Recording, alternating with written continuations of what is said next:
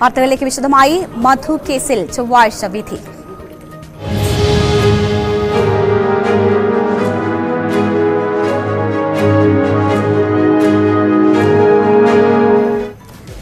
അട്ടപ്പാടി മധു കേസിൽ അന്തിമ വിധി ഏപ്രിൽ 4-ന്. മണ്ണാർക്കാട് SC/ST പ്രത്യേക കോടതിയാണ് വിധി പറയുക.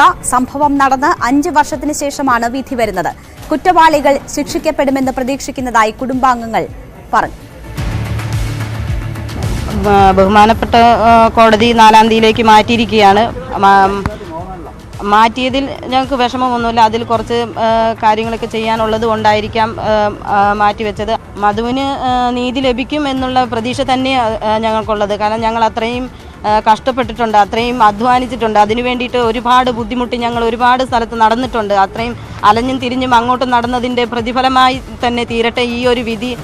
എൻ്റെ മധുവിന് നല്ലൊരു നീതി കിട്ടും എന്ന് തന്നെയാണ് ഞങ്ങൾ പ്രതീക്ഷിക്കുന്നത്. എൻ്റെ മകന് മധുവിന് നല്ലൊരു വിധി കിട്ടുമോ എന്നിട്ട് മണ്ണാർക്കാട് കോടതി കോടതി ഇവർ വക്കീൽ ഇതൊക്കെ ഇവർ എല്ലാവരും ഞങ്ങളുടെ ഒപ്പമുണ്ട്. സർക്കാർ ഞങ്ങളുടെ ഒപ്പമുണ്ട്. എല്ലാ ലോക ആൾക്കാരും ഞങ്ങളുടെ ഒപ്പമുണ്ട്. അതുപോലെ തന്നെ വരുമോ എന്നിട്ട് ഞാൻ വിചാരിക്കുന്നുണ്ട്. അനുകൂല വിധി ഉണ്ടാകുമെന്ന് പ്രതീക്ഷയെന്ന് പ്രോസിക്യൂട്ടറും പ്രതികരിച്ചു. ഏപ്രിൽ 4-ലേക്ക് വിധി പ്രസ്താവം ഉണ്ടാകുമെന്നാണ് കോടതി അറിയിച്ചിട്ടുള്ളത്. ഇന്ന് എടുത്തു വിധി പൂർണ്ണമായിട്ട് ജഡ്ജ്മെൻറ്റ് തീർന്നിട്ടില്ല എന്നുള്ള കാരണം കൊണ്ട് 4-ാം തീയതിയിലേക്ക്, അടുത്ത ആഴ്ച തന്നെ 4-ാം തീയതിയിലേക്ക് വിധി പറയും. വിധി എന്തായാലും നമ്മൾ പ്രതീക്ഷിക്കുന്നു നല്ല രീതിയിലുള്ളൊരു വിധി ഉണ്ടാകുമെന്ന് തന്നെയാണ് പ്രോസിക്യൂഷൻ്റെ പ്രതീക്ഷ ഇപ്പോൾ. പ്രസാദ് ഉടുമ്പശ്ശേരി വാർത്തയുടെ വിവരങ്ങളുമായി ചേരുകയാണ്. പ്രസാദ്, ഈ മാസം അവസാനം വിധി ഉണ്ടാകുമെന്നാണ് പ്രതീക്ഷിച്ചിരുന്നത്. പക്ഷേ ഇപ്പോൾ 4-ാം തീയതിയിൽ വിധി പറയാനായാണ് കോടതി തീരുമാനം വന്നിരിക്കുന്നത്. ഇന്നത്തെ കോടതി നടപടികൾ എങ്ങനെയായിരുന്നു? മാതാവിൻ്റേതുൾപ്പെടെയുള്ള പ്രതികരണങ്ങൾ ഈ വിഷയത്തിൽ എങ്ങനെയാണ്?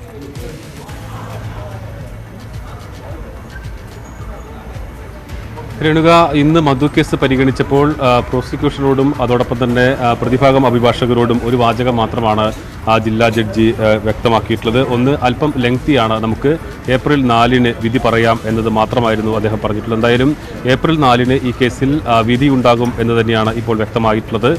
വലിയ പ്രതീക്ഷ പ്രോസിക്യൂഷൻ പ്രതീക്ഷ പങ്കുവെക്കുന്നുണ്ട്. കാരണം ഇതിലെ മുഴുവൻ പ്രതികളും ശിക്ഷിക്കപ്പെടുമെന്ന പ്രതീക്ഷ തന്നെയാണ് പ്രോസിക്യൂഷനുള്ളത്.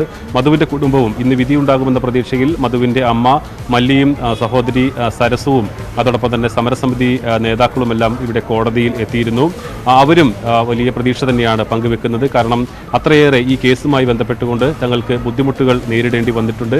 അതിനെയെല്ലാം മറികടക്കാനായി അല്ലെങ്കിൽ വെല്ലുവിളികളെല്ലാം തന്നെ നേരിടാനായി എന്നൊരു ആത്മവിശ്വാസം അവർ പങ്കുവെക്കുന്നുണ്ട്.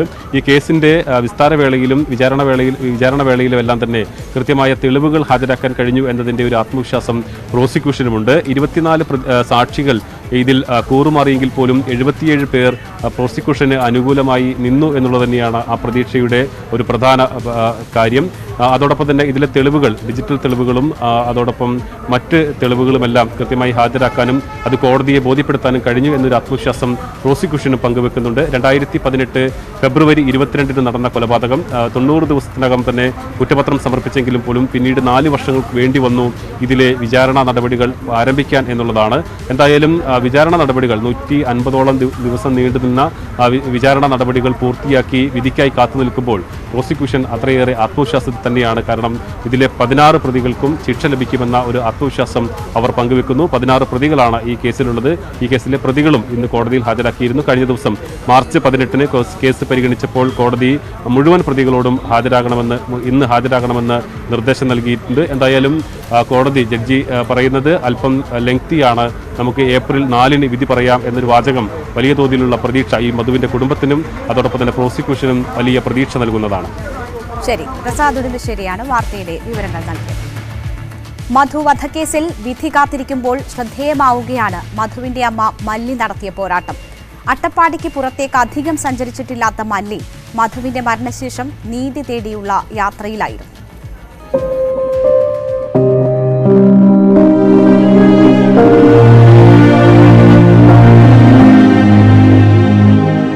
മല്ലി കടുകുമണ്ണ ആദിവാസി ഊരിലെ മാരിയുടെയും രംഗിയുടെയും 7 മക്കളിൽ മൂന്നാമത്തെയാൾ.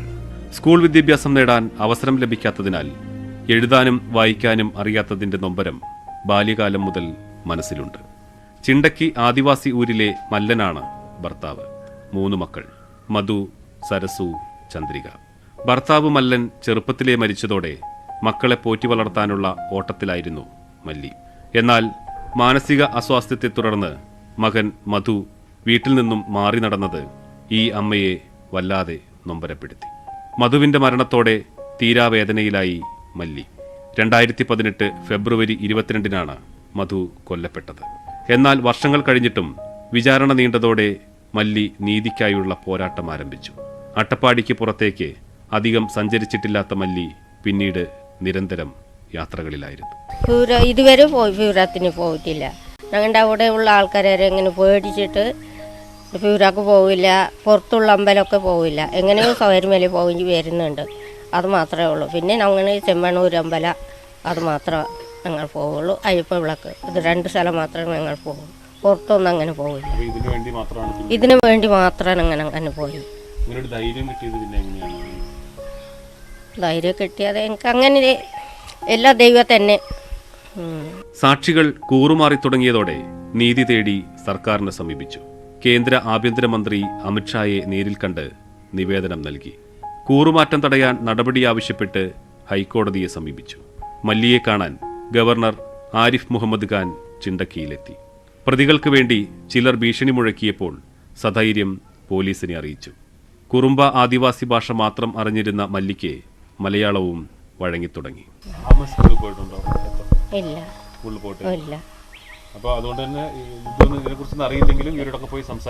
സംസാരിക്കും, എന്നാലും മലയാളം ഒന്നും അങ്ങനെ വരില്ല. ഞങ്ങളുടെ ഭാഷ നന്നായിട്ട് അറിയാം, അത് മാത്രമേ ഉള്ളൂ. 1-2 ഇപ്പൊക്കെ കിട്ടി. മധുവിനായുള്ള അമ്മയുടെ പോരാട്ടം മക്കളെപ്പോലും അത്ഭുതപ്പെടുത്തി. ഒരമ്മയ്ക്ക് അറിയാലോ മകന് എന്ത് ചെയ്താലും അത് പറയാനുള്ള കഴിവ് അമ്മയ്ക്ക് ഉണ്ടാവണല്ലോ. അപ്പോൾ അതുകൊണ്ട് അത് ഞങ്ങൾ അമ്മയോട് പറഞ്ഞ് മനസ്സിലാക്കിയിട്ടുണ്ട്. എന്തായാലും പറയണം, പേടിച്ച് നിൽക്കരുത്, അവരുടെ മുമ്പിൽ പറയണം. എന്താണെന്ന് അറിയാവുന്ന ഭാഷയിൽ എന്താണേലും അമ്മ പറഞ്ഞേ പറ്റുള്ളൂ എന്നൊക്കെ പറഞ്ഞിട്ടാണ് അമ്മ ഇങ്ങനെയെങ്കിലും സംസാരിക്കാൻ തുടങ്ങിയത്. മധുവിന് വേണ്ടി മല്ലി നടത്തിയ പോരാട്ടവും പ്രാർത്ഥനയും പാഴാകില്ലെന്ന വിശ്വാസത്തിലാണ് മക്കളായ സരസുവും ചന്ദ്രികയും. ക്യാമറാമാൻ പ്രജിത് കോങ്ങാടിനോടൊപ്പം പ്രസാദ് ഉടുമ്പിശ്ശേരി, ന്യൂസ് 18 പാലക്കാട്.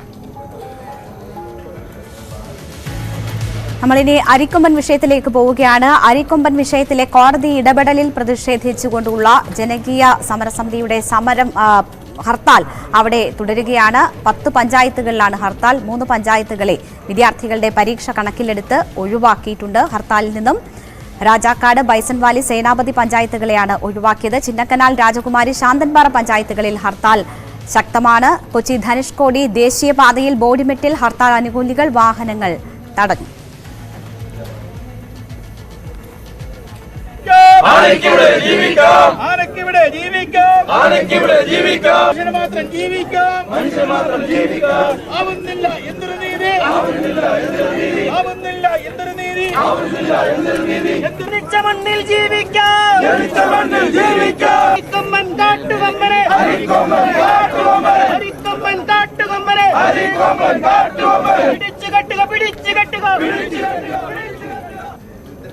ഇവിടെയുള്ള മനുഷ്യ ജീവന് എന്ത് വരെയാണ് കോടതി കൽപ്പിച്ചേക്കുന്നത്?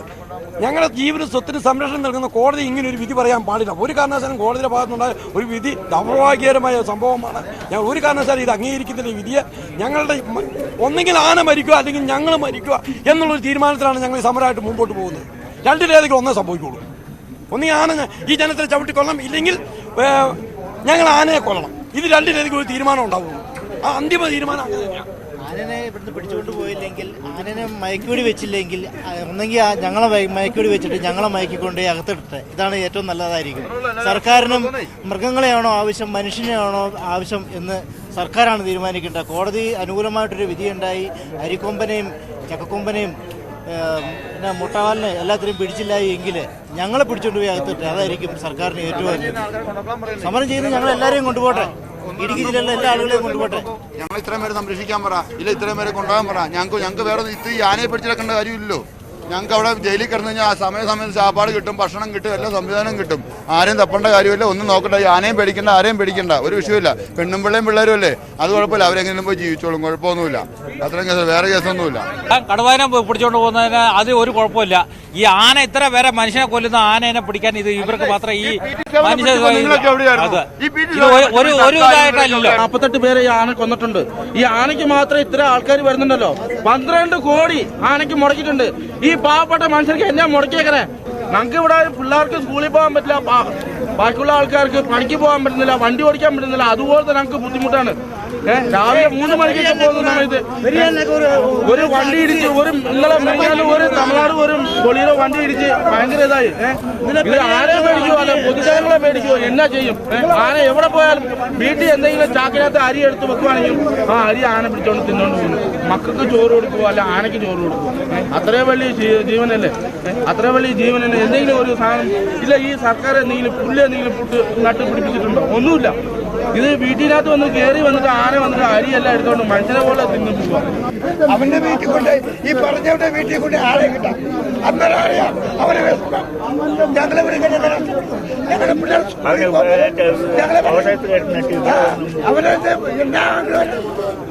ഏതായും അവനെ ഒരു 5 ദിവസം കാലത്ത് ഇവിടെ ആന ശല്യമുണ്ട്. ഈ അരിക്കൊമ്പൻ, ചക്കക്കൊമ്പൻ, മുരിവാല് എല്ലാ ദിവസവും ഈ ആന വീട് തകർത്ത് വരുന്നവന് അരിക്കൊമ്പൻ അരിയെ തിങ്ങിയാണ്, ചക്കക്കൊമ്പൻ ചക്കയെ തേടി വരും, മുരിവാല് മുടിയെ തേടി വരുന്നത്. ഇങ്ങനെയാണ് ശല്യമുണ്ട് ഇവിടെ. ബിആർആർ മേലെന്ന് വെച്ചാൽ ഈ അരിക്കൊമ്പനൊന്ന് പിടിക്കണം. ഇപ്പം ഞങ്ങൾ സ്കൂളിൽ പോകാൻ പറ്റില്ല.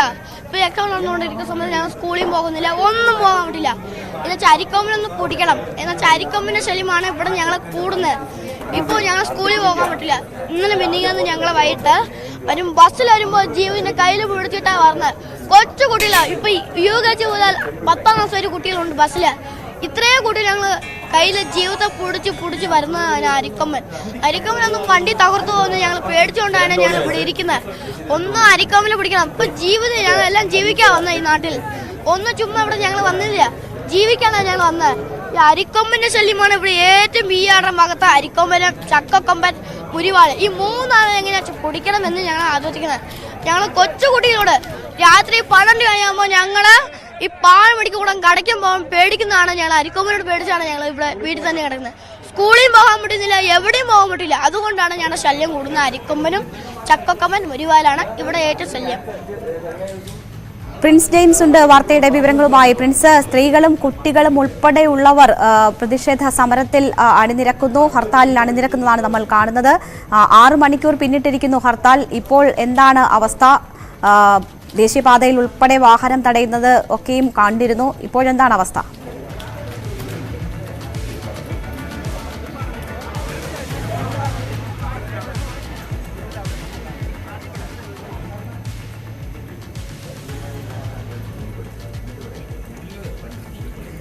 പ്രിൻസ് ജെയിംസ് അല്പസമയത്തിനകം വിവരങ്ങളുമായി ചേരും. എന്തായാലും ശക്തമായ പ്രതിഷേധമാണ് ഉയരുന്നത്. ആളുകളുടെ പ്രതികരണത്തിൽ നിന്ന് തന്നെ നമുക്കത് മനസ്സിലാകും.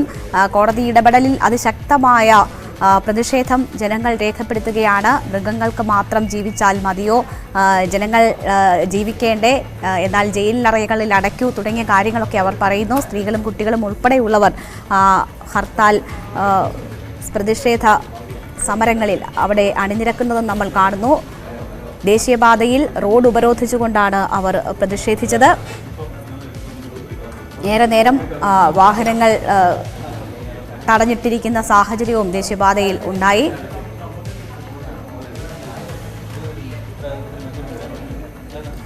മൂന്ന് പഞ്ചായത്തുകളെ വിദ്യാർത്ഥികളുടെ പരീക്ഷ ഉൾപ്പെടെയുള്ള കാര്യങ്ങൾ കണക്കിലെടുത്തുകൊണ്ട് 3 പഞ്ചായത്തുകളെ ഹർത്താലിൽ നിന്ന് ഒഴിവാക്കിയിരുന്നു. രാജാക്കാട്, ബൈസൺ വാലി, സേനാപതി പഞ്ചായത്തുകളെയാണ് ഒഴിവാക്കിയത്.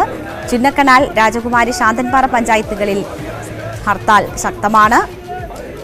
കൊച്ചി ധനുഷ്കോടി ദേശീയപാതയിൽ ബോഡിമെട്ടിലാണ് ഹർത്താൽ അനുകൂലികൾ വാഹനങ്ങൾ തടഞ്ഞ് പ്രതിഷേധിച്ചത്.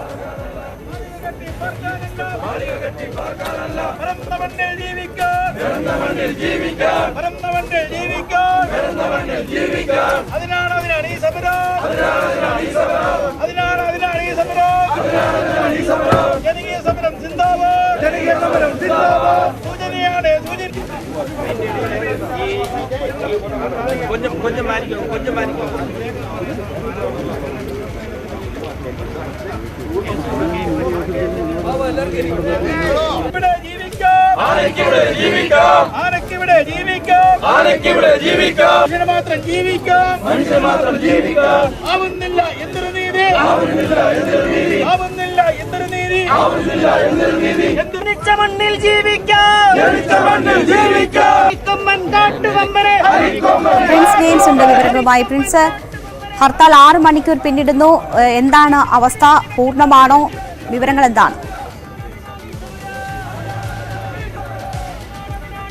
രേണുക, കനത്ത വെയിലാണ് ഇപ്പോൾ ഈ മേഖലയിൽ അനുഭവപ്പെടുന്നത്. ബോഡിമെട്ടിൽ, അതായത് കേരള തമിഴ്നാട് അതിർത്തിയായ ബോഡിമെട്ടിൽ അനുഭവപ്പെടുന്നത്. എന്നാൽ ആ വെയിലിനെ പോലും വകവയ്ക്കാതെ തോട്ടം തൊഴിലാളികളടക്കമുള്ള സ്ത്രീകളടക്കമുള്ളവർ ഈ സമര രംഗത്തെ തുടരുന്നു. റോഡ് ഉപരോധിക്കുന്ന സമരം അവർ തുടരുന്നു. അതിരാവിലെ എത്തിയവരാണ് ഇവർ. ഈ വെയിലിനെ പോലും അവഗണിച്ചുകൊണ്ട് ഈ സമരം തുടരുന്നു. ഒരു നടപടി ഉണ്ടാകുന്നത് വരെ തുടർ സമരങ്ങൾ സ്വീകരിക്കുക എന്നത് തന്നെയാണ് ഇവരുടെ നിലപാട്. കൊച്ചുകുട്ടികളെ ഒക്കെ അടക്കമായി വന്നവരുണ്ട്. എല്ലാവരും തന്നെ ഒരേ ഒരു ആവശ്യത്തിന് വേണ്ടി, അതായത് അരിക്കൊമ്പനെ പിടികൂടുക, ഒപ്പം മറ്റ് ആനകൾ, അതായത് മേഖലയിൽ നാശം വിധിക്കുന്ന മറ്റു ആനകളെ എല്ലാം പിടികൂടുക തുടങ്ങിയ ആവശ്യങ്ങളൊക്കെ ഉപയോഗിച്ചുകൊണ്ടാണ് ഈ സമരരംഗത്ത് നിലയുറപ്പിച്ചിരിക്കുന്നത്.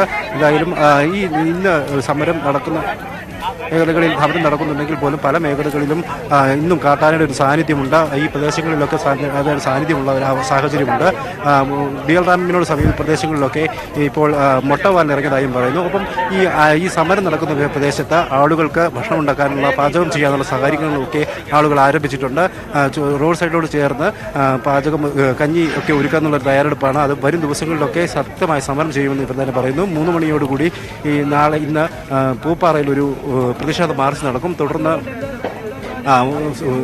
ജനകീയ സമിതി ചേർന്നുകൊണ്ട് വരും സമര പരിപാടികളൊക്കെ ആലോചിക്കും. നിലവിൽ കഞ്ഞി വെക്കുകയും ഒക്കെ ചെയ്യുന്ന ഒരു സാഹചര്യങ്ങളിലേക്ക് ആളുകൾ വരുന്നു. എങ്ങനെയാണ് നമ്മൾ ഈ സമരത്തെ തുടർന്ന് കൊണ്ടുപോകുന്നത്? ഇത് എന്തെന്ന് പറഞ്ഞാൽ നമ്മൾ ഇന്ന് വൈകുന്നേരം വരെ കറക്റ്റ് 6 മണി വരെ നമ്മളിത് തീർച്ചയായിട്ടും നമ്മൾ ഇതാവും. ഇത് ഇപ്പോൾ എന്തെന്ന് പറഞ്ഞാൽ നമുക്ക് ഉച്ചക്കുള്ള ഭക്ഷണമാണ് കൊടുത്തിരിക്കുന്നത്. ഇത് എന്തെന്ന് പറഞ്ഞാൽ ഈ അരിക്കൊമ്പിനെ പിടിച്ച് മാറ്റുന്നവരെ നമ്മൾ ഈ ശക്തമായിട്ട് മുന്നോട്ട് പോകുന്നുള്ള തീരുമാനമാണ്. കോടതിയിൽ നമുക്ക് എന്നാ ഇത് കിട്ടുന്നു അതുമാണ് നമ്മളിത് ഉണ്ടാക്കുന്നത്. ഇതിപ്പോൾ രാവിലെ 10 മണിക്ക് നമ്മൾ കാപ്പിയും ചായയും കൊടുത്തിട്ടുണ്ട്. ഇപ്പോൾ ഉച്ചക്കുള്ള ഭക്ഷണം എല്ലാം കൊടുക്കാൻ വേണ്ടിയാണ് നമ്മൾ ഈ അരിയെല്ലാം സെറ്റപ്പാക്കി കഞ്ഞിയൊക്കെ കൊടുക്കാൻ വേണ്ടിയാണ് നമ്മൾ ഇരിക്കുന്നത്. കൃത്യമായി അടുത്ത ദിവസങ്ങളിൽ എല്ലാ സമരം നടത്തുമ്പോൾ കൃത്യമായ എല്ലാ ഒരുക്കങ്ങളോട് കൂടി നാട്ടുകാരുടെ എല്ലാ സഹകരണത്തോടെ ഭക്ഷണമൊക്കെ ഒരുക്കിയുള്ള തുടർ പ്രതിഷേധങ്ങൾ എല്ലാ മേഖലയിലും ഉണ്ടാവും. തീർച്ചയായിട്ടും ഉണ്ടാവും. നമ്മൾ എന്താണെന്ന് പറഞ്ഞാൽ ഇത് ഈ ആനയെ പിടിച്ചു മാറ്റുന്നവരെ നമ്മൾ തീർച്ചയായിട്ടും ഉണ്ടായിരിക്കും. അടുത്ത ദിവസങ്ങളിലെല്ലാം സമരം ഈ മേഖലകളിലൊക്കെ, പ്രത്യേകിച്ചും ഏറ്റവും കൂടുതൽ പ്രശ്നം ഉണ്ടാകുന്ന ബിയൽ ഡാം, സിംഗണ്ടം ഒക്കെ മേഖലകളിലൊക്കെ സമരം തീർച്ചയായിട്ടും നടത്തിയിരിക്കും. നമുക്ക് എന്തെന്ന് പറഞ്ഞാൽ ഈ ആനയെ പിടിക്കാൻ വേണ്ടിയാണ് നമ്മൾ ഇപ്പോൾ ഇത്രയും കഷ്ടപ്പാട് ഉണ്ടാക്കുന്നത്. എന്തെന്ന് പറഞ്ഞാൽ നമ്മുടെ മക്കളെല്ലാം അവിടെ വന്ന് വീട്ടിൽ പോകാനും സ്കൂളിൽ പോകാനും ഭയങ്കര പേടിയാണ്. ഇന്ന് രാവിലെയൊക്കെ ആന വീട്ടിൽ രാവിലെ വന്നിട്ട് കറക്റ്റ് വന്നിട്ട് 5 മണി തൊട്ട് ഇത് രാവിലെ 6 മണിക്ക് ആന മാറിയത്. ഇതിപ്പോൾ ആന ഇത് നമ്മുടെ വീട്ടിൻ്റെ അടുത്ത് തൊട്ടടുത്താണ് നിൽക്കുന്നത്. നമ്മൾ ഇത്രയും കാലങ്ങളും നമ്മൾ ഇങ്ങനെ ജീവിച്ചു പോകും, മുമ്പിലോട്ടേക്ക് പോകും. ഇത് ഭയങ്കര ബുദ്ധിമുട്ടാണ്. എന്നു പറഞ്ഞാൽ ഈ 42 പേര് ആന കൊന്നത്, ഇതുവരെ ആനനെ പിടിച്ചു മാറ്റാത്തവർ ഈ ഞങ്ങളിപ്പം മനുഷ്യരെ മാറ്റി എന്ന വല്ല കാര്യമുണ്ടോ? ഞങ്ങളും നാട്ടുകാരല്ലേ, ഈ ഇടുക്കിയിൽ ഞങ്ങൾ പാവങ്ങൾ ജീവിക്കണ്ടേ? ഈ ഭക്ഷണത്തിന് വേണ്ടിയല്ല ഉണ്ടാക്കുന്നത്. ഇത് വന്നിട്ട് വീട്ടിൽ വന്നിട്ട് രാവിലെ എന്തെന്ന് പറഞ്ഞാൽ രാത്രി 10 അരി വാങ്ങിച്ചുകൊണ്ട് കൊണ്ടുപോകുന്ന സമയത്ത്, ഈ അരിയെ കൊണ്ടുപോകുന്ന സമയത്ത് എന്നു പറഞ്ഞാൽ രാത്രി വന്നിട്ട് 6-7 മണിയാകുമ്പോൾ ഈ ആന വന്നിട്ട് അരിക്കൊമ്പെന്ന് പറയുന്ന ആന വന്നിട്ട് അരിയെ തിന്നുകൊണ്ട് പോകുന്നു. ഈ അരിക്കൊമ്പൻ ആന തിന്നുകൊണ്ട് പോയാൽ ഞങ്ങൾ കഷ്ടപ്പെട്ടവർ എന്ത് ചെയ്യും? ഈ അരിക്ക് വേണ്ടി ഞങ്ങൾ അതുപോലത്തെ കഷ്ടപ്പാട് ബുദ്ധിമുട്ടും കൊണ്ട് ഇന്നത്തെ ഉള്ള സാഹചര്യ വിലയ്ക്ക് 1 കിലോ അരി 50 രൂപയ്ക്ക് വെച്ച് വാങ്ങിക്കുന്നത്. ഈ ആന എന്നു പറഞ്ഞാൽ 100 കിലോ അരി 150 കിലോ അരി തിന്നുന്ന ആന ഇതുപോലത്തെ നമ്മൾ എന്നാ ചെയ്യും? പാവപ്പെട്ടവരല്ലേ, ഞങ്ങളും മനുഷ്യരല്ലേ. ഈ മനുഷ്യരെ ഇടുക്കിക്ക് വേണ്ടിയല്ലേ ഇത്രയും ഞങ്ങൾ ബുദ്ധിമുട്ടിക്കുന്നത്. ഈ മക്കൾ ഇത് കണ്ടോ, ഈ മക്കൾ സ്കൂളിൽ പോകാൻ ഈ മക്കൾ വേണ്ടി ഞങ്ങൾ അത്രയും കഷ്ടപ്പാട് പോയിരുന്നു. ഈ പയ്യൻ നല്ലപോലെ ഈ നമ്മളെ പോലെ ഒരു നിലയ്ക്ക് ആകാൻ വേണ്ടിയാണ് നമ്മൾ ഇത്ര കഷ്ടപ്പാട് പെട്ടുന്നത്. ഈ പയ്യൻ ഇന്ന് സ്കൂളിൽ പോയില്ല. എന്തുകൊണ്ടാ? ഈ ആന നിൽക്കുന്ന കാരണമാണ്. രാവിലെ എന്തെന്ന് പറഞ്ഞാൽ നമ്മൾ സ്കൂളിൽ പോവോ അല്ല പണിക്ക് പോവോ?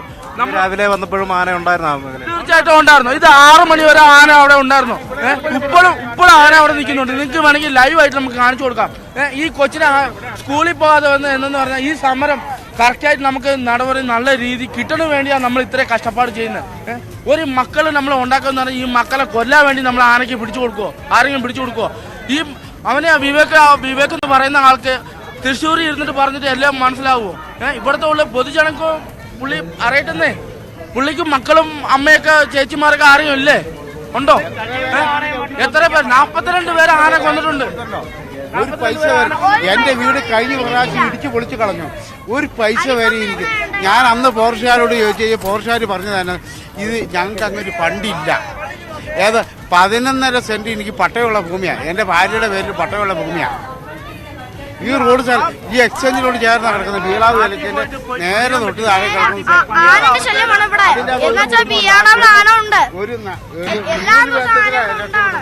തീർച്ചയായും ഇത് തന്നെയാണ് അവർ പറയുന്നത്. ഇന്ന് രാവിലെ പോലും സ്കൂളിൽ പോലും പോകാത്തൊരു സാഹചര്യത്തിൽ വീടിന് സമീപത്ത് മണിക്കൂറുകളോളം ആനകൾ നിൽക്കുന്നു. ആ ഒരു സാഹചര്യമാണ് നിലവിലുള്ളത്. അതുകൊണ്ട് തന്നെ വലിയ പ്രതിഷേധം ആളുകൾ ഉയർത്തുകയും ഭക്ഷണം പാചകം ചെയ്തിട്ട് അടക്കം ആളുകൾ ഈ സമരരംഗത്ത് തുടരുകയാണ്. ഇപ്പോൾ സ്ത്രീകളും കുട്ടികളും അടക്കമുള്ളവർ വലിയ സമരരംഗത്ത് സമരം നടത്തുന്ന ഒരു സാഹചര്യമാണ്. മുദ്രാവാക്യങ്ങൾ ഉപയോഗിച്ചും റോഡ് ഉപരോധിച്ചും ഇവർ സമരം തുടരും. വരും മണിക്കൂറുകളിലും ചിന്നകല ശാന്തനപ്പാറ രാജകുമാരി ഗ്രാമപഞ്ചായത്തുകളിൽ വിവിധ മേഖലകളിൽ സമരം തുടരും. ഒപ്പം മറ്റ് ഗ്രാമപഞ്ചായത്തുകളിൽ, അതായത് നിലവിൽ 10 ഗ്രാമപഞ്ചായത്തുകൾ രാവിലെ പുലർച്ചെ സമരം ഭാഗികമായതെങ്കിലും ഇപ്പോൾ ശക്തമായിട്ടുണ്ട്. അതായത് വന്യജീവി ശല്യം രൂക്ഷമായി അനുഭവപ്പെടാറുള്ള മറയൂർ, വട്ടവട, കാന്തല്ലൂർ, മൂന്നാർ, ഉടുമ്പൻചോല തുടങ്ങിയ ഈ സമീപ പഞ്ചായത്തുകളിലുമൊക്കെ ശക്തമായ ഒരു പ്രതിഷേധ സമരങ്ങളിലേക്ക് നീങ്ങുന്ന ഒരു സാഹചര്യമാണ് നിലവിലുള്ളത്. വരും മണിക്കൂറുകളിൽ ശക്തമായ സമരമുണ്ടാകും. ഇന്ന് 3 മണിയോടെ പൂപ്പാറയിൽ പ്രതിഷേധ മാർച്ച് നടക്കും. ഈ പ്രദേശവാസികൾ എല്ലാ ആളുകളും ഈ മേഖലയിൽ ഒത്തുചേരുമെന്നാണ് അറിയിച്ചിരിക്കുന്നത്. ഒപ്പം തുടർന്ന് ജനകീയ സമിതി യോഗം ചേരുകയും വരും ദിവസങ്ങളിലെ സമരങ്ങളെക്കുറിച്ച് ആലോചിക്കുകയും ചെയ്യും എന്ന് തന്നെയാണ് നമ്മൾക്കിപ്പോൾ നൽകുന്ന സൂചന. ശരി, എന്തായാലും അതിശക്തമായ പ്രതിഷേധമാണ് അവിടെ ഉയരുന്നത്. ഇത് ഒരു ദിവസത്തെ പ്രതിഷേധമല്ല, തുടർ സമര പരിപാടികളും ഇന്ന് തീരുമാനിക്കും എന്നാണ് പ്രിൻസ് ജെയിംസ് റിപ്പോർട്ട് ചെയ്യുന്നത്. നമ്മളൊരു ഇടവേളയിലേക്ക് പോവുകയാണ്. ഇടവേളയ്ക്ക് ശേഷം മറ്റു വാർത്തകൾ കാണാം. ആ ബഡ്ജറ്റിനെ പോലും ദുർബലപ്പെടുത്തുകയും തടസ്സപ്പെടുത്തുവാൻ സമീപനം സ്വീകരിക്കുകയും ചെയ്യുക എന്ന് പറയുന്നത് ഒട്ടും ശരിയായിട്ടുള്ളൊരു കാര്യമല്ല. അതുകൊണ്ട് ചരിത്രത്തിൽ ഇന്ന് വരെ കാണാത്ത ഒരു നിലപാടിലേക്ക് നമ്മുടെ UDFന്റെ കൗൺസിൽ അംഗങ്ങളും അതിൻ്റെ നേതൃത്വവും മാറുന്ന ഒരു സാഹചര്യമാണ് ഞങ്ങളിപ്പോൾ മുന്നിൽ കാണുന്നത്. അത് വളരെ നിർഭാഗ്യകരം എന്ന് മാത്രമേ പറയാൻ കഴിയുള്ളൂ. പക്ഷേ എനിക്ക് വലിയ ഒരു സന്തോഷം ഈ സന്ദർഭത്തിൽ തോന്നുന്നുണ്ട്. കാരണം ഒരു വലിയ വെല്ലുവിളി, ബ്രഹ്മപുരം പ്ലാന്റിന് ശേഷം ഉണ്ടായിരുന്ന പ്രധാനപ്പെട്ട വെല്ലുവിളി, ഒരു ബഡ്ജറ്റ് തയ്യാറാക്കണം, അവതരിപ്പിക്കണം, അത് ചർച്ച ചെയ്യണം. ഇന്നലെ ചർച്ച നടന്നു, ഈ ബഹളത്തിനിടയിലും ചർച്ച മുഴുവൻ നടന്നു, അതിന്ന് പാസ്സാക്കി. അതുപോലെ തന്നെ ജനകീയാസൂത്രണത്തിൻ്റെ വർക്കുകൾ നമ്മൾ പാസ്സാക്കി.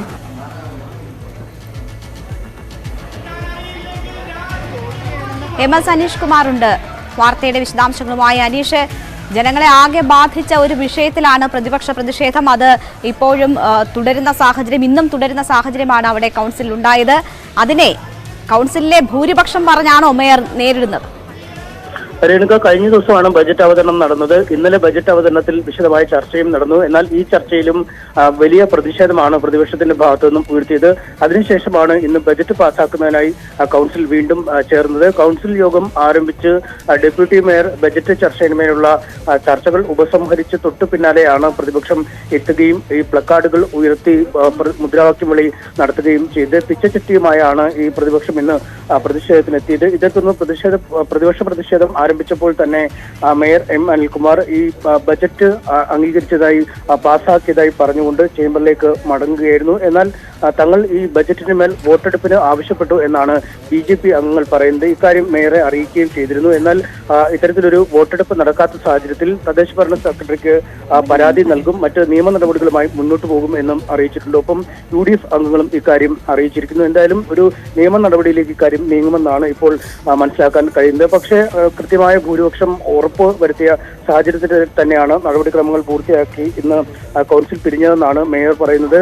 ഈ കോർപ്പറേഷന്റെ പ്രവർത്തനങ്ങൾ ബജറ്റ് പോലും അവതരിപ്പിക്കാൻ അനുവദിക്കാതെ ഈ കൗൺസിലർമാർക്ക് നൽകേണ്ട ഫണ്ടുകൾ നൽകാൻ കഴിയാതെ വലിയ പ്രതിസന്ധിയിലാക്കുന്നതിനുള്ള ഒരു നീക്കമാണ് പ്രതിപക്ഷത്തിന്റെ ഭാഗത്തുനിന്നും ഉണ്ടാവുന്നതെന്നാണ് മേയർ പറയുന്നത്. എന്തായാലും സംഘർഷഭരിതമായ സാഹചര്യങ്ങൾക്ക് ശേഷം ബജറ്റ് പൂർത്തിയായി കഴിഞ്ഞിരിക്കുന്നു. ഇനി ഏപ്രിൽ 10-നുള്ള അവിശ്വാസ പ്രമേയത്തിലേക്കാണ് എല്ലാവരും കണ്ണു നട്ട് കാത്തിരിക്കുന്നത്.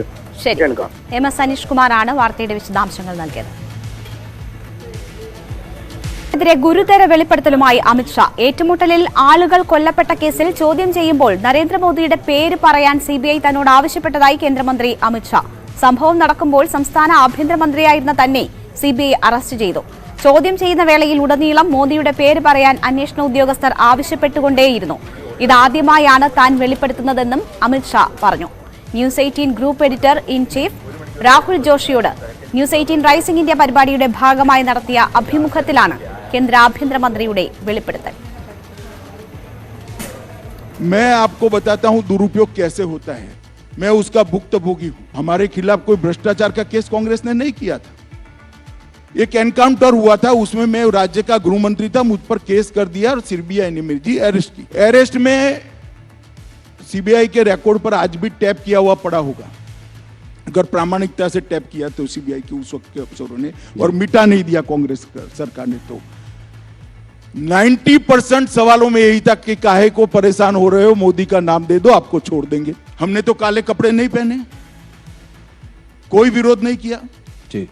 मोदी जी के खिलाफ एसआईटी बनाई एक राज्य के मुख्यमंत्री के, कोई करप्शन का केस नहीं था. दंगों में इन्वॉल्वमेंट का केस करा फर्जी टाइप का, जो अंत में सुप्रीम कोर्ट ने खारिज किया. हमने कोई हाई तौबा नहीं करी थी. कभी काले कपड़े पहनकर संसद को हमने जाम नहीं किया था भाई. और मैं बताता हूं नतीजा क्या आया. मुझे पकड़कर अरेस्ट किया, 90 में दिन ही बेल दे दी मुझे हाईकोर्ट ने. हाईकोर्ट ने कहा कि अरेस्ट करने के लिए पर्याप्त प्रूफ ही नहीं है. और मैंने एक्विटल की एप्लीकेशन डाली. मुंबई की अदालत ने, मुंबई में केस चला, गुजरात के बाहर ले गई, कोई आपत्ति नहीं, मुंबई में चला. वहां कोर्ट ने कहा कि राजनीतिक प्रतिशोध की भावना से सीबीआई ने राजनीतिक इशारों पर यह केस किया है, इसलिए हम अमित शाह के खिलाफ के केस को और सारे आरोपों को खारिज करते. मैं तो इतने साल तक कभी नहीं बोला. आज आपने यूं कर बुलवाया तो मैंने बता दिया. अब तक नहीं बोला था मैं तो कभी. पर अमित जी और पूरी मेरी इंट्रोगेशन में एक ही बात, मोदी का नाम दे दो, मोदी का नाम दे दो, मोदी का. भाई क्यों डरते हो मोदी से, क्यों फंसाना चाहते हो? और कोई इंट्रोगेशन में कोई चीज नहीं पूछी मुझे. और मेरे कारण बेचारे कई सारे पुलिस अफसर, निर्दोष टाइप के अफसरों को जेल में डाला.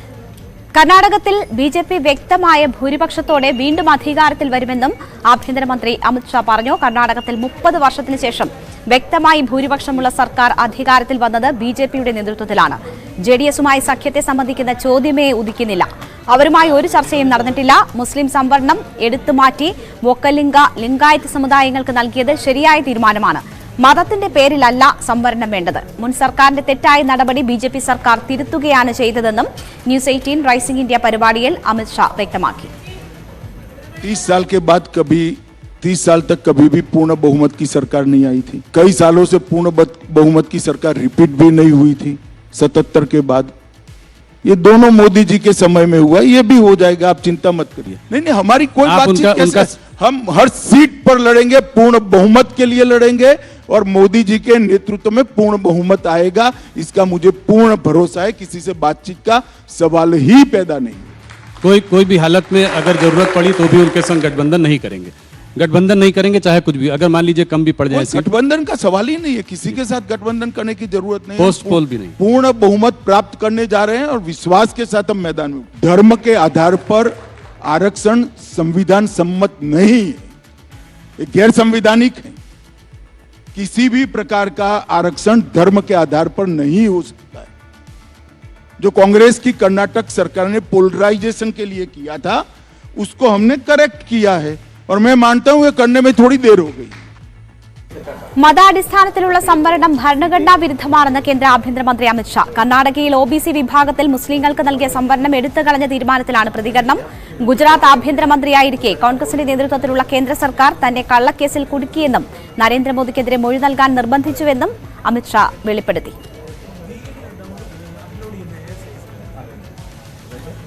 उन्होंने मोदी समाज मतलब तेली समाज में सभी लोग क्यों चोर होते हैं ऐसा एग्जैक्ट नहीं कहा. उन्होंने ये कहा कि सारे चोरों का सरनेम मोदी क्यों होता है, ये कहा है जी. तो वो उन्होंने OBC समाज का ही जानबूझकर अपमान किया है. को पक्का असेसमेंट कर रहा हूं कि हम निश्चित रूप से हाफ वे मार्क से काफी आगे रहेंगे. पूर्ण बहुमत की भारतीय जनता पार्टी की सरकार बनने जा रही है. हमारी 104 सीटें थी, जेडीएस की 34 सीटें थी और फिर जेडीएस कांग्रेस की गोदी में सत्ता के लिए बैठ गई और दोनों ने सरकार बनाई। अब बताइए जेडीएस किसकी भी टीम है,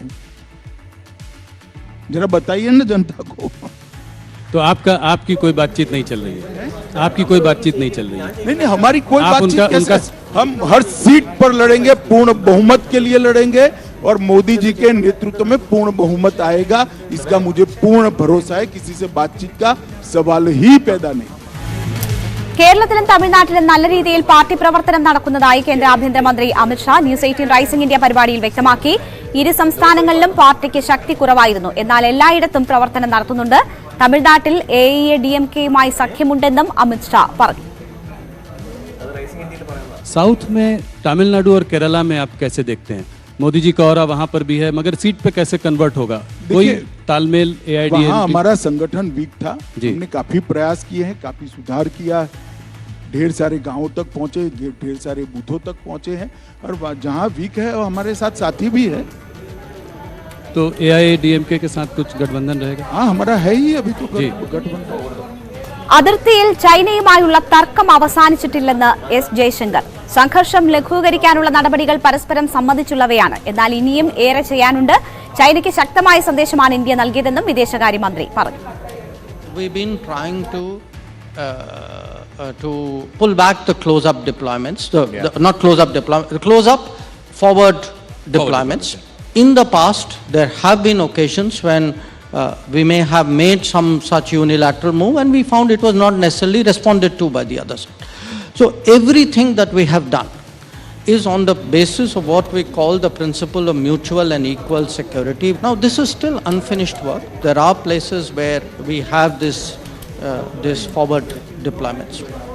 ലണ്ടനിൽ ഇന്ത്യൻ പതാകയെ അവഹേളിച്ച ഖലിസ്ഥാൻ അനുകൂലികളെ ശക്തമായി വിമർശിച്ച വിദേശകാര്യമന്ത്രി എസ് ജയശങ്കർ അഭിപ്രായ സ്വാതന്ത്ര്യത്തിന്റെ പേരിലുള്ള ഇത്തരം ആക്രമണങ്ങൾ അംഗീകരിക്കാനാകില്ല.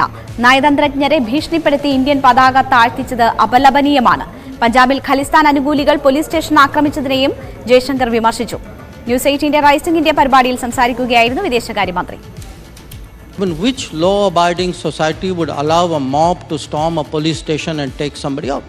In the name of free speech and democratic freedoms, of which I am equally a votary, if you allow people to intrude into diplomatic premises, to attack diplomats, to threaten diplomats, to take down flags, I think somewhere it's time that we are clear about who we are and the stand that we take. And if these things happen, there will be consequences. Rahul ഗാന്ധിയുടെ പരാമർശങ്ങൾക്കെതിരെ യുകെയിൽ നിയമ നടപടി സ്വീകരിക്കുമെന്ന് ലളിത് മോദി. യഥാർത്ഥ കള്ളന്മാർ കോൺഗ്രസുകാരാണ്. അന്താരാഷ്ട്ര കോടതിയും ഇന്റർപോളും ആവശ്യപ്പെട്ടിട്ടും തനിക്കെതിരെ തെളിവുകൾ ഹാജരാക്കാൻ കോൺഗ്രസിന് കഴിഞ്ഞിട്ടില്ല. തനിക്കെതിരെ കോൺഗ്രസും രാഹുൽ ഗാന്ധിയും വ്യാജ പ്രചാരണങ്ങളാണ് നടത്തുന്നതെന്നും ലളിത് മോദി പറഞ്ഞു. വിവാദമായ മോദി പരാമർശത്തിൽ രാഹുൽ ഗാന്ധിക്ക് പട്ന കോടതിയുടെയും നോട്ടീസ്. ഏപ്രിൽ 12 നേരിട്ട് ഹാജരാകാനാണ് നിർദ്ദേശം. മൊഴി നൽകാനാണ് രാഹുൽ ഹാജരാകേണ്ടത്. 2019 തെരഞ്ഞെടുപ്പ് പ്രസംഗത്തിൽ രാഹുൽ ഗാന്ധി നടത്തിയ മോദി സമുദായത്തെ അപകീർത്തിപ്പെടുത്തുന്ന പരാമർശമാണ് വിവാദത്തിലായത്. എല്ലാ കള്ളന്മാരുടെയും പേര് മോദിയെന്നായത് എങ്ങനെയെന്നായിരുന്നു രാഹുൽ ഗാന്ധിയുടെ പരാമർശം. രാഹുൽ ഗാന്ധിയെ അയോഗ്യനാക്കിയത് നിയമപ്രകാരമെന്ന് കേന്ദ്ര ആഭ്യന്തരമന്ത്രി അമിത്ഷാ. നിയമം കൊണ്ടുവന്നത് 2013 UPA സർക്കാരാണ്. രാഹുൽ ബോധപൂർവം പിന്നാക്ക വിഭാഗത്തെ അപമാനിച്ചുവെന്നും അമിത്ഷാ പറഞ്ഞു. उस जजमेंट में सुप्रीम कोर्ट ऑफ इंडिया ने तय कर दिया कि 3 महीने आपको नहीं मिलेंगे. क्यों देना है? जिस क्षण से आपको सजा होती है उसी क्षण से आपकी सदस्यता रद्द हो जानी चाहिए. ये सुप्रीम कोर्ट का वर्डिक है, 2013 का है, जब राहुल जी की माताजी के नेतृत्व में यूपीए चलता था. और दूसरी बात, उन्होंने अब तक अपने दोस्त पर रोक लगाने के लिए, कन्विक्शन पर स्टे लेने के लिए अपील भी नहीं की है. किस प्रकार की एरोगेंसी? आपको फेवर चाहिए, आप मेंबर पार्लियामेंट बने रहना चाहते हो और अदालत के सामने भी नहीं जाओगे? ये किस प्रकार की एरोगेंसी है? कहां से जनरेट होती है ये एरोगेंसी? कहां से जनरेट होती है? ऐसे 17 लोग इंक्लूडिंग राहुल गांधी सबकी सदस्यता गई है। किसी ने काले कपड़े नहीं पहने, किसी ने हाय तौबा नहीं की, क्योंकि ये सुप्रीम कोर्ट का जजमेंट है, देश का कानून है। मगर अब इन पर आ गई तो कांग्रेस वाले कहते हैं गांधी फैमिली के लिए एक अलग कानून बनाना चाहिए। मैं देश की जनता को पूछना चाहता हूं, किसी एक परिवार के लिए इस देश में अलग कानून बनना चाहिए क्या? ये देश की जनता ने तय करना है किस मेंटालिटी में जीतेंगे। ന്യൂസ് റൂം ലൈവിൽ ഒരിടവേള കൂടി. വാർത്തകൾ തുടരുന്നു. നിയമസഭ പാസാക്കിയ പൊതുജനാരോഗ്യ ബില്ലിൽ വിവാദം തുടരുന്നു. ആയുഷ് വകുപ്പിലെ ഉദ്യോഗസ്ഥരെ വിവിധ തലങ്ങളിലെ ആരോഗ്യ സമിതികളിൽ ഉൾപ്പെടുത്തിയതിനെതിരെ IMA രംഗത്തെത്തി. എതിർപ്പ് ഗവർണറെയും മുഖ്യമന്ത്രിയെയും അറിയിക്കാനാണ് തീരുമാനം. എന്നാൽ കേന്ദ്ര നിയമപ്രകാരമാണ് പൊതുജനാരോഗ്യ സമിതികളിൽ ആയുഷ് ഉദ്യോഗസ്ഥരെ ഉൾപ്പെടുത്തിയതെന്നാണ് മറുവാദം. പഞ്ചായത്ത് മുതൽ സംസ്ഥാന തലം വരെയുള്ള പൊതുജനാരോഗ്യ സമിതികളിൽ മോഡേൺ മെഡിസിൻ ഡോക്ടർമാർക്കൊപ്പം ആയുഷ് വകുപ്പ് ഡോക്ടർമാരെയും ഉദ്യോഗസ്ഥരെയും ഉൾപ്പെടുത്തിയിട്ടുണ്ട്. ഇതിനെതിരെയാണ് IMA രംഗത്തെത്തിയത്. സമിതികളിൽ ആയുഷ് വകുപ്പിലെ ഉദ്യോഗസ്ഥരെ ഉൾപ്പെടുത്തിയത് കേരളത്തെ പിന്നോക്കം വലിക്കാൻ കാരണമായേക്കാം. നിപ്പ, കോവിഡ് തുടങ്ങിയ രോഗങ്ങളുടെ സർട്ടിഫിക്കേഷനിൽ ആധുനിക വൈദ്യശാസ്ത്ര ശാഖയെ മാത്രം ഉൾപ്പെടുത്തുന്ന ചട്ടങ്ങളാണ് വരേണ്ടതെന്നും IMA. പൊതുജനാരോഗ്യ നയവുമായിട്ട് അല്ലെങ്കിൽ പൊതുജനാരോഗ്യവുമായിട്ട് കുലബന്ധം പോലും ഇല്ലാത്ത ആൾക്കാരെ ഉൾപ്പെടുത്തിയിട്ടുണ്ട് എന്നുള്ളത് ഈ ആയുഷ് വകുപ്പിലെ ഉദ്യോഗസ്ഥരെ ഉൾപ്പെടുത്തിയിരിക്കുന്നത് സ്വീകാര്യമല്ല. രണ്ട്, ഈ മെഡിക്കൽ സർട്ടിഫിക്കറ്റ് അല്ലെങ്കിൽ ഒരു കോവിഡ് പോലെയുള്ള, നിപ്പ പോലെയുള്ള അല്ലെങ്കിൽ സാഴ്സ് പോലെയുള്ള മറ്റ് ഗുരുതരമായ നോട്ടിഫയബിൾ രോഗങ്ങൾക്ക് ഭേദമായി എന്നുള്ള സർട്ടിഫിക്കറ്റ് നൽകുവാൻ ആധുനിക വൈദ്യശാസ്ത്രത്തിലെ സർട്ടിഫിക്കറ്റ് മാത്രമേ എല്ലാ രാജ്യങ്ങളും അംഗീകരിക്കുകയുള്ളൂ. അതുകൊണ്ട് തന്നെ അത് ആധുനിക വൈദ്യശാസ്ത്രത്തിലെ ഡോക്ടർമാർക്ക് മാത്രമായി നിർത്തണം. മോഡേൺ മെഡിസിൻ അല്ലെങ്കിൽ മെഡിക്കൽ പ്രാക്ടീഷണർ എന്നുള്ള അവർ ചികിത്സിക്കുന്ന ഡോക്ടർ എന്ന് പറഞ്ഞിട്ടുണ്ടെങ്കിലും അതിന് ആവശ്യമായ ടെസ്റ്റുകൾക്ക് ശേഷമാണെന്ന് പറയുന്നുണ്ടെങ്കിലും അത് കൂടുതൽ വ്യക്തത വരുത്തേണ്ടതുണ്ട്. ആധുനിക വൈദ്യശാസ്ത്രത്തിലെ ഡോക്ടർമാർക്കുള്ളത് സർട്ടിഫിക്കറ്റുകൾ മാത്രമേ സാധാരണഗതിയിൽ അംഗീകരിക്കുകയുള്ളൂ. IMA നിലപാടിനെ ആയുഷ് വകുപ്പിലെ ഡോക്ടർമാർ തള്ളുകയാണ്. രാജ്യത്ത് തന്നെ പിന്തുടരുന്നത് ആയുഷ് ഉൾപ്പെടെയുള്ള പുതിയ പൊതുജനാരോഗ്യ രീതിയാണ്. അതുതന്നെയാണ് സമിതികളിൽ ആയുഷ് പ്രതിനിധികളെ ഉൾപ്പെടുത്താൻ കാരണം. വിദഗ്ധ സമിതിയുടെ നിർദ്ദേശങ്ങൾ അനുസരിച്ച് ഒരു പുതുതായി ഒരു ജനാധിപത്യ ബോഡി വരികയും അതിനകത്ത് ആയുർവേദവും ഹോമിയോവും ഉൾപ്പെടെയുള്ള സിസ്റ്റങ്ങളെ അതിന്റെ മറ്റു വകുപ്പുകളുടെ ഒരു ക്രോഡീകരണത്തിലുള്ള ഒരു സാധ്യതയുണ്ടാക്കിക്കൊണ്ട് പുതുതായി പൊതുജനാരോഗ്യ ബോർഡ് രൂപീകരിച്ചത് അശാസ്ത്രീയമാണെന്ന് പറയുന്നത് എത്ര അവജ്ഞയോടുകൂടിയായിരിക്കും പൊതുസമൂഹം കാണുന്നത് എന്ന് IMA ആലോചിക്കേണ്ടതായിരുന്നു. ബില്ലിനെതിരെ ഗവർണറെ എതിർപ്പറിയിക്കുന്നതിനൊപ്പം നിയമ നടപടികളുടെ സാധ്യത തേടാനും ഇന്ത്യൻ മെഡിക്കൽ അസോസിയേഷൻ തീരുമാനിച്ചിട്ടുണ്ട്. News 18 Thiruvananthapuram. News room live പൂർണ്ണമാവുകയാണ്. ഇടവേളയ്ക്ക് ശേഷം വാർത്തയിൽ ഇന്ന് കാണാം. ഭവ്യ ചേരും.